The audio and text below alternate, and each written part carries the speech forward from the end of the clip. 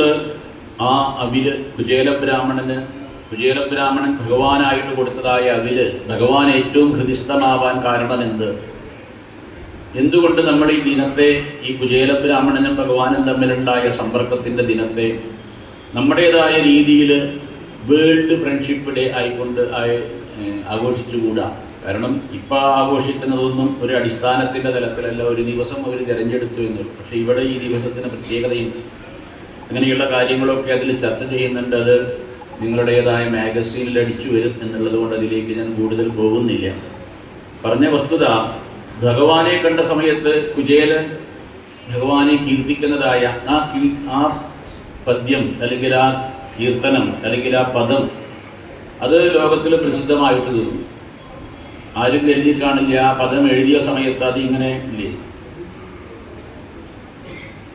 ഭഗവാനെ കാണുന്ന സമയത്ത് കുചേലൻ്റേതായിട്ടുള്ള ആ ശ്ലോകത്തിന് ഇന്നിപ്പോൾ, കാരണം അത് സിനിമയിലൊക്കെ പാടിയത് കൊണ്ട് എന്തുണ്ട്, അത് എല്ലാവർക്കും ഇഷ്ടമായ അല്ലെങ്കിൽ മനസ്സിലാകുന്ന രീതിയിൽ അങ്ങനെ കുചേലനും ഭഗവാനും കൂടി ഉള്ളതായ സമ്പർക്കത്തിൻ്റെ വരികളായിട്ട് തീർന്നു. പലദിനമായി ഞാനും ബലഭദ്രാനുജാ നിന്നെ, പലദിനമായി ഞാനും ബലഭദ്രാനുജാ നിന്നെ, നലപൊടു കാൺമതിന്നു കളിയല്ലേ രുചിക്കുന്നു, കാലവിഷമം കൊണ്ടു കാമം സാധ്യമായില്ലേ,